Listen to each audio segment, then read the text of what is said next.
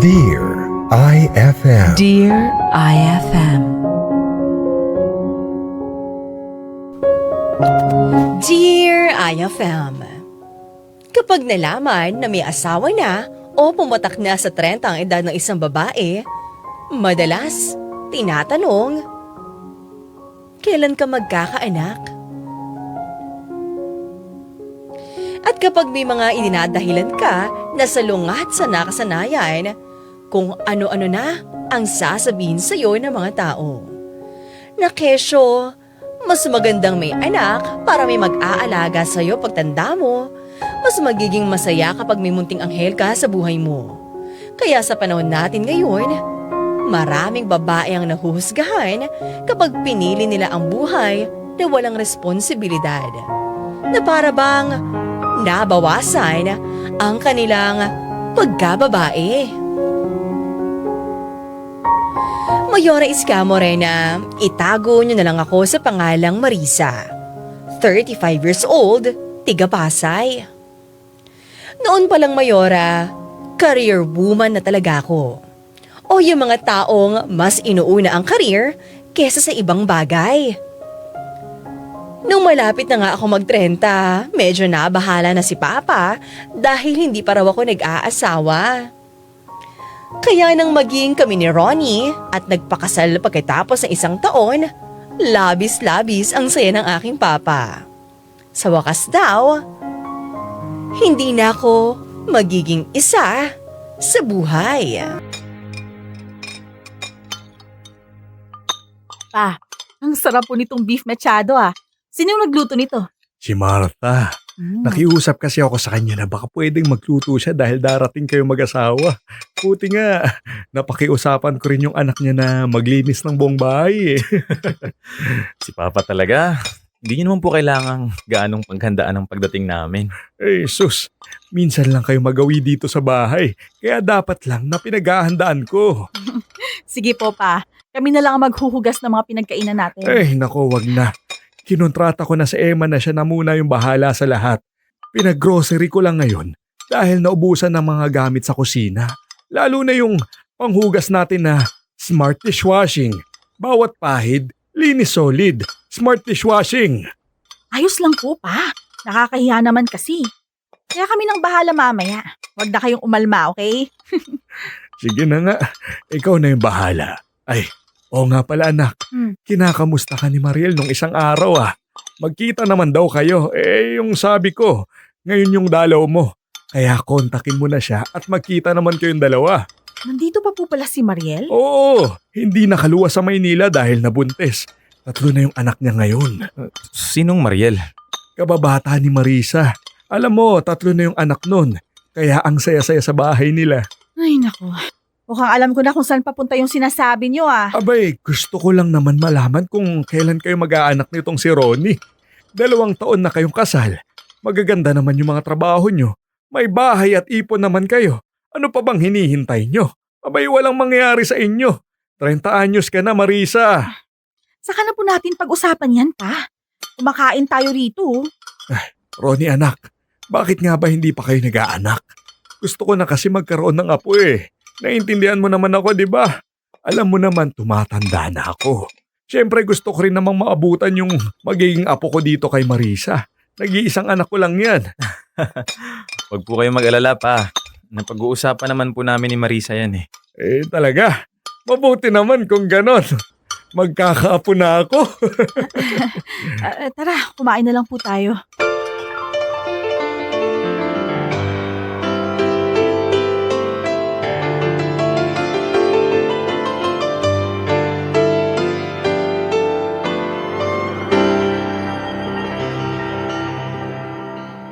Love, bakit mo sinabi kay Papa na pinagpaplanuhan na natin na magkaroon ng anak? Bakit? Hindi pa ba? Wala akong maalalang pinag-usapan natin yan. Saka 'di ba? Sabi ko naman sa'yo, ayokong magkaroon ng anak. Love, ayaw mo bang pagbigyan yung Papa mo? Hindi mo ba nakita na sobrang saya niya nung nalaman niyang pinagpaplanuhan na natin? Hindi naman si Papa ang magbubuntis eh. At mas lalong hindi si Papa ang magpapalaki sa bata. Ako, tayong dalawa. Kaya dapat hindi natin dinidepende sa ibang tao yung desisyon nating magkaroon ng anak. At isa pa, Napag-usapan na natin to, di ba? Alam ko. At pinagbigyan kita ng 2 taon. Baka naman pwedeng ako naman ang pagbigyan mo ngayon. Mabigat ang hinihingi mo sa akin, Ronnie. Mahal mo ako, di ba? At paano naman yun napasok sa pinag-uusapan natin, ha? Kasi Marisa, kung talagang mahal mo ko, gagawin natin to. At isa pa, no pressure naman eh. Kung walang mabuo, edi okay. Pero kung may mabuo, mas masaya. Pero… Love, wala kang dapat ikatakot, okay? Akong kasama mo rito. Para mas magkaroon tayo ng dahilan kung bakit pareho tayo nagtatrabaho ng mabuti. At higit sa lahat, alam kong magiging mabuting ina ka. Naniniwala ako sa bagay na yun. Mga idol, ngayon pa lang, aaminin ko na sa inyo. Wala sa mga plano ko ang pagkakaroon ng anak.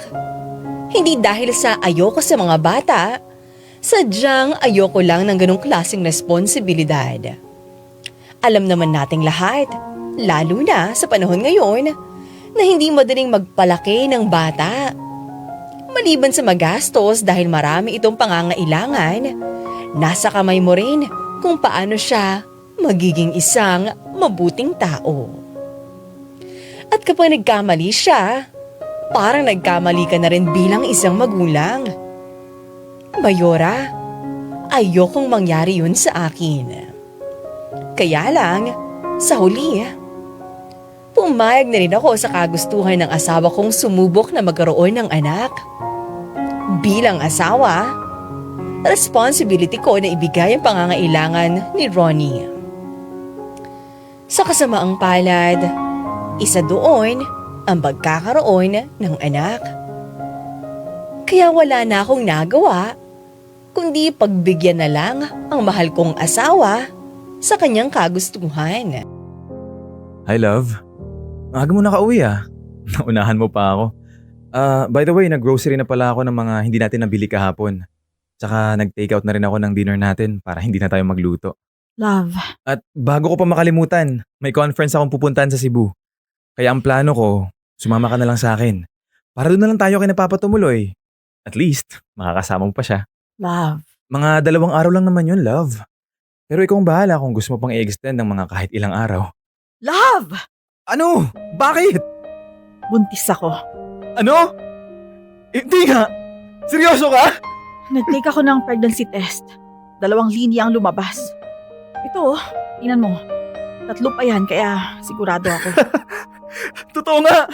Buntis ka na, love. Magiging daddy na ako. Woo! Magiging daddy na ako! Yay! Love, magiging mommy ka na. Oo nga eh. Sobrang saya ko, love. Thank you. Thank you so much. I love you. I love you so much. Magkaka-baby na tayo. Yahoo! Yes! Oo, magkaka-baby na tayo, love. Oo. Bakit naman ganyan yung reaction mo? Bakit parang hindi ka naman masaya? Ha? Masaya ako. Nagulat lang ako sa resulta, love. Hindi ko kasi ini-expect na makakabuo tayo agad eh. Pero masaya ako. Love, magkaka-baby na tayo. Yes! Masamang babae na ba ako, Mayora, kung sasabihin kong hindi ako natuwa sa naging resulta ng pregnancy test ko? Hindi na ba ako mabuting asawa kung nakaramdam ako ng takot na baka sa pamilya na lang umikot ang aking mundo? Na baka sa pagbubuntis kong yon, huminto ang lahat ng pangarap ko para sa sarili ko. Ano man ang naramdaman ko ng mga oras na yon, agad ko ring binaliwala. Kasi Mayora, nakita ko kung gaano kasaya ang aking asawa nang malaman niyang magkakaroon na kami ng anak. Ayokong masira yun. Sobrang mahal ko ang asawa ko na kahit labag man sa aking kalooban, isasakripisyo ko ang buhay at mga pangarap ko, maibigay ko lang sa kanya ang pangarap niyang pamilya. I'm pregnant. Okay. Bakit hindi naman masaya yung tono ng boses mo? Hindi ko ini-expect na mabilis kaming makakabuo agad eh. Kukumbinsihin ko pa sana si Ronnie na baka pwedeng i-postpone na lang ulit ang plano niya. Namin. Ba't kasi pumayag ka kung di pinsad ayaw mo pala? Sabi niya kasi, siya naman daw ang pagbigyan ko. Eh di yun ang ginawa ko. Saka akala ko kasi magbabago ang isip ko kapag nalaman kong buntis na ako. Yung matutuwa ako, maluluha, may excite. Pero wala eh. Ganun pa rin. Ayoko pa rin. Perla, anong gagawin ko? Wala. Wala ka na magagawa. Diyan na yan eh. Palaglag mo. Di nagkaroon ka ng malaking kasalanan sa Diyos. Ayoko talaga, as in ayoko. Alam mo naman yun, diba? Mula noon hanggang ngayon, never kong na-imagine na magiging magulang ako. Yun ang dapat explain mo sa asawa mo. Ilang beses ko nang ginawa yun. Sa 3 taon, hindi nagbago ang sinasabi ko. Ayokong magkaanak. Ayokong maging magulang. Hindi dahil sa hindi pa ako handa. Sadyang, ayoko lang talaga, Perla. Naiintindihan mo naman ako sa part na yun, di ba? Ako, oo, naintindihan kita. Pero baka nakakalimutan mo na hindi lang ikaw ang nandyan sa buhay na yan. May Ronnie ka. Kung ano man ang desisyon na gagawin mo, apektado yung buhay niya. Bakit kasi hindi mo na lang subukan? Ang alin? Subukan ang isang bagay na pinakaayokong gawin? Bakit may choice ka ba? So ano, hahayaan ko na lang na gawin to? Hahayaan ko na ako naman ang hindi maging masaya? Ayun na nga, girl. May choice ka ba? Wala. Di ba? Wala ka ng choice kundi ituloy yan. Ginawa mo yan dahil mahal mo si Ronnie. Dahil gusto mo siyang mapasaya. At ayaw mo man aminin sa sarili mo kaya ka pumayag dahil kahit ilang segundo lang, ginusto mo rin na bumuo ng pamilya. Kaya pilitin mong tanggapin ang sitwasyon mo ngayon. In time matatanggap mo rin yan. At kapag nakita mo ang anak mo, magiging masaya ka rin. Masasabi mo na buti na lang, sinubukan mo. Mayora Iska Morena, inisip ko na lang na ginawa ko yon para sa asawa kong si Ronnie. Na baka tama naman si Perla. Hindi ko man ito gusto nung una, pero kapag nakita ko na ang aking anak, magbabago ang lahat. Pero habang nasinapupunan ko pa lang ang bata, hindi mawala-wala ang takot ko na baka hindi ko mapanindigan ang pagiging nanay sa kanya. Isipin ko pa lang, nahihinto ako sa pagtatrabaho para mag-alaga ng anak. Parang nadudurog ang puso ko. Trabaho at si Ronnie kasi ang nagpapatakbo sa aking mundo. Mayora, hindi pa ako handang maiba ang takbo ng buhay ko. Mayora Iska Morena, inaalagaan ako ng mabuti ni Ronnie habang nagbubuntis ako noon sa unang anak namin. Kung ano ang gusto ko, binibigay niya agad. Pati mga check-up at kailangan kong inumin, kabisado niya lahat. Minsan nga, siya pa itong nagpapaalala sa akin kapag nakakalimot ako. Sobrang hands-on niya sa akin, Mayora. Malayo pa ang due date ko, pero halos makompleto na namin ang gamit ng bata.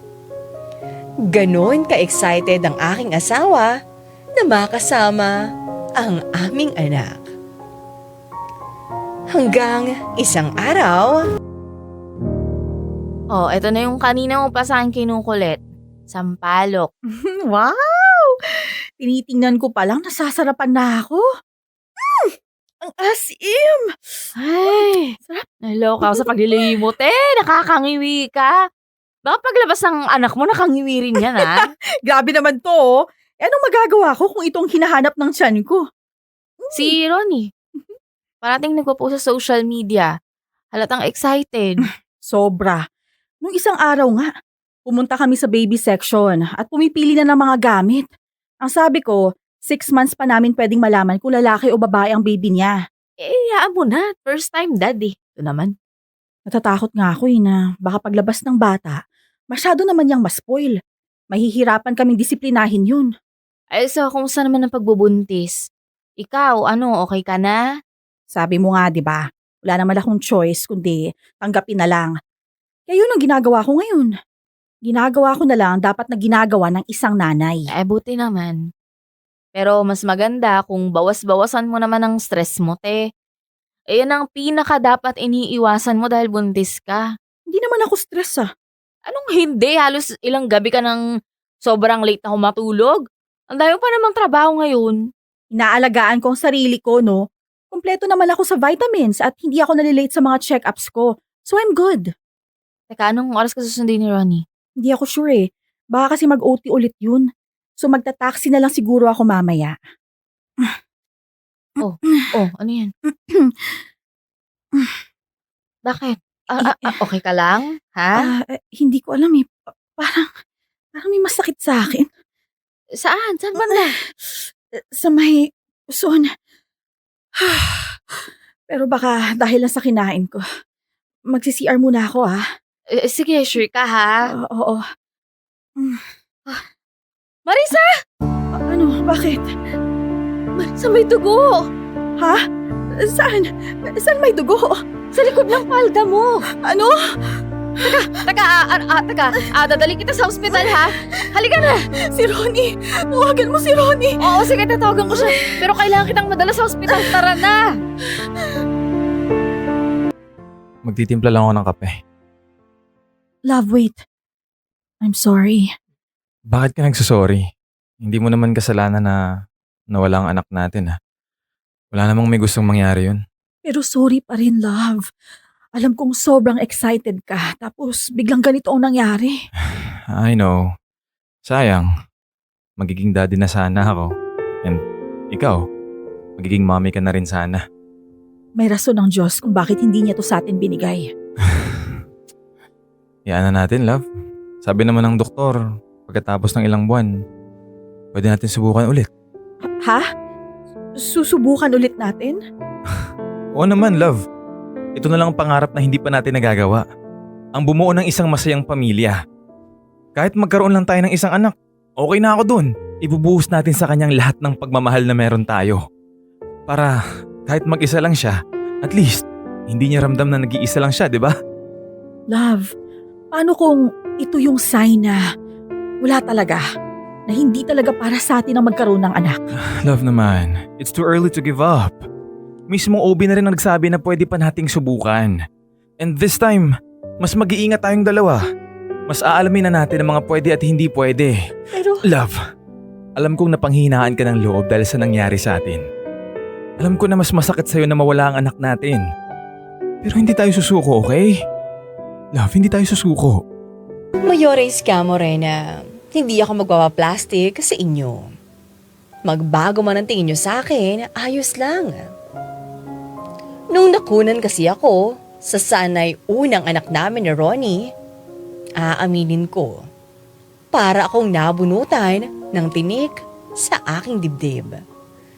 Noong una pa lang sinabi ko nang ayokong magkaroon ng anak. At nung nagbuntis ako, inalagaan ko naman ang sarili ko pero ganun pa rin ang nangyari. Umayon pa rin ang lahat sa gusto kong mangyari.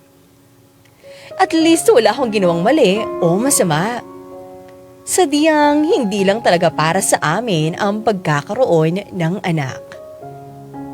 Pero syempre, hindi ko na yun sinabi kay Ronnie. Kahit nakatingin siya sa akin at nakangiti, alam kong halos gumuho na rin ang mundo niya sa pagkawala ng aming anak. Kaya naman itinikom ko na lang ang bibig ko na mga panahon na yun. Ilang beses pa namin sinubukan ni Ronnie ang magkabibi. At sa tuwing negative ang lumalabas na resulta, nakakahinga ko ng maluwag. Parati kong iniisip na baka hindi nga para sa akin ang pag-aanak dahil hindi ko naman ito gustong mangyari sa akin. Kaya lang, Mayora, sa tuwing nakikita ko si Ronnie na naghahanap ng anak, hindi ko mapigilan na hindi maawa sa aking asawa. Marisa! Di mo talaga ako kakausapin? Okay, fine. I'm sorry. Di ko dapat tinawagan ng papa mo. Pero wala akong choice. Hindi kita makausap eh. anong hindi mo ako makausap? Parati kang late umuwi. Pati weekends mo nilalagyan mo ng trabaho. Sa tuwing aayain kitang magbakasyon, umaayaw ka. Sinasabi mo sa akin na saka na lang. Hindi pa pwede. Busy ka. Lahat na yata ng rason sa mundo nasabi mo na. Hindi yun dahilan. Totoong busy ako sa trabaho. Busy ka rin sa trabaho mo Hindi naman ako nagrereklamo, di ba? Dahil wala ka namang pakialam. Teka nga, saan ba papunta tong pinag-uusapan natin? Ano bang gusto mong sabihin ko? Alam mo, prangkahin mo na ako. Yun yung gusto mo, ha? Sige, nagplano tayo na susubukan ulit natin magkaroon ng anak. Pero 1 taon na, wala pa rin. At paano nga naman tayo makakabuo kung parati kang walang oras? Teka nga. Una, plano mong subukan ulit. At ngayon, naging plano ko na lang, ha? Tama naman ako, di ba? Sinabi ko na sa'yo nung una pa lang na ayoko magkaroon ng anak. Hindi dahil sa hindi pa ako handa, pero sadyang ayoko lang talaga. Eto na naman tayo. Babalik na naman ba tayo dyan, ha? Akala ko ba okay na? Mayora Iska Morena, ilang buwan din na hindi naging maayos ang pagkasama naming mag-asawa. Hindi man araw-araw ang bangayan, pero ramdam mo ang tensyon sa pagitan naming dalawa. Lalo na kapag napag-uusapan namin ang pagkakaroon ng anak. Na siyang walang sawang ipinipilit niya pa rin sa akin. Na ako naman ay walang sawang tumatanggi. Lumipas ang ilang buwan, pabigat ang nararamdaman ko. Para akong nasa isang kahon at hindi makahinga. Kaya naman isang gabi, Mayora, nagdesisyon ako na tama na. Tama na ang pagkukunwaring masaya pa kami ni Ronnie bilang mag-asawa. Oh, love. Nakauwi ka na pala. Nga pala, nagpunta ako sa first birthday party ng anak ni Dennis. Sana nandun ka. Alam mo, nakakatuwa yung baby nila. Matalino. Tsaka, bibo. At ito pa, alam mo ba, sa lahat ng mga bumuhat sa kanya, sa akin lang siya hindi umiyak. Di ba nga sa akin humihiwalay eh. Nag-enjoy ka sa party? Oo naman. Pero mas nag-enjoy ako sa anak ni Dennis. Nakakatuwa talaga. Ang cute-cute ng bata. Ganun ba ang klaseng anak ang gusto mo? Yung totoo? Oo. Gusto kong magkaroon ng anak na masayahin. Yung malapit sa akin, sa atin. Yung lalaki siyang hindi siya natatakot na sabihin sa atin lahat ng nararamdaman niya. Lahat ng problema, tsaka lahat ng lihim na meron siya. Gusto ko may mga pagkakataon na magulang niya ako at may pagkakataon din naman na ako yung best friend niya. Nai-imagine mo pa rin ba lahat ng yan? Oo, minsan. Pero okay na ako. Masaya na ako sa kung anong meron tayo ngayon. Masaya na ako kahit tayong dalawa lang. Mahal kita, Ronnie. Mahal na mahal kita. At gusto kong maging masaya ka. Masaya naman ako eh. Hindi. Pinipilit mong maging masaya dahil alam mong dito ako masaya.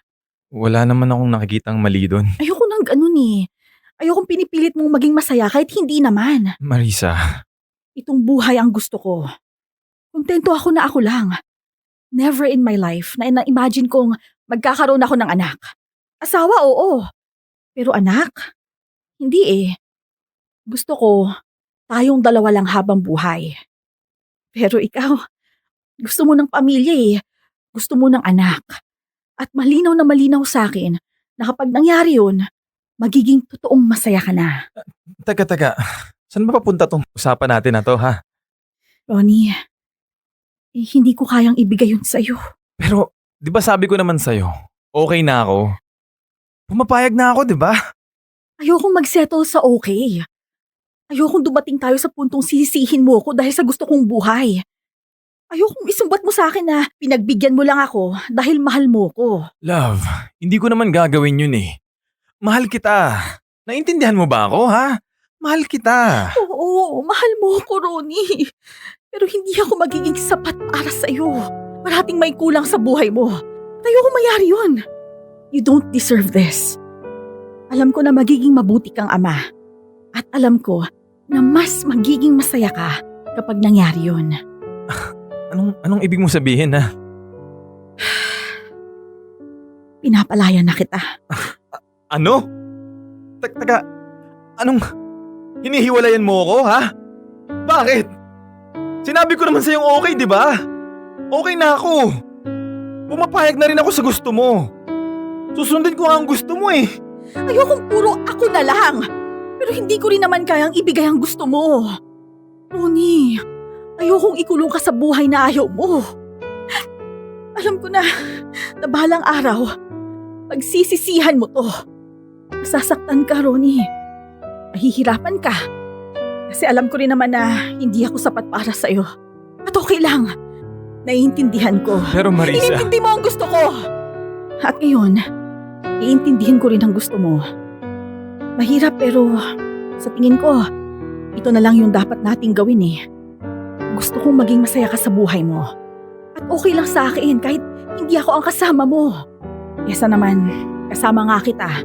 Pero hindi ka naman totoong masaya. Nung gabing yun, Mayora, umalis din ako sa bahay at nakituloy muna kina Papa. Wala akong sinabi na kahit ano sa aking pamilya dahil naniniwala ako na kung ano man ang problema namin ni Ronnie, dapat sa aming mag-asawa na lang yun. Nagpapasalamat ako dahil ibigay sa akin ni Ronnie ang oras na hinihingi ko. Ang distansya na gusto ko. Mga 3 buwan din kaming hindi nagsama noon at tinatawagan na lang niya ako para kamustahin ako. At pagkatapos ng 3 buwan, saka ko lang napagtanto na hindi ko kayang mawala sa buhay ko ang aking asawa. Kaya bumalik ako sa bahay at nag-usap kami ng masinsinan. Kung ano ang naramdaman kong pagkasabi kay Ronnie, ganun din ang nararamdaman niya para sa akin. Hanggang sa nagkasundo kami sa bahala na. Bahala na kung bibigyan kami ng anak, edi salamat. Kung hindi naman, ayos lang din.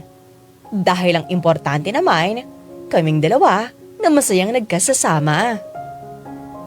Mga idol at mayores ka, Morena, sa ngayon, wala pa rin kaming anak ni Ronnie. Hindi na kami pressured na sumubok dahil gusto lang namin na i-enjoy ang aming pagsasama. Dito ko natatapusin ang aking kwento, mayores ka, Morena. Maraming salamat sa inyo mga idol sa pakikinig. Naway, nakapagbigay ako ng aral at inspirasyon sa ating mga idol na nakikinig ngayon. Hanggang sa muli, nagpapasalamat, Marisa.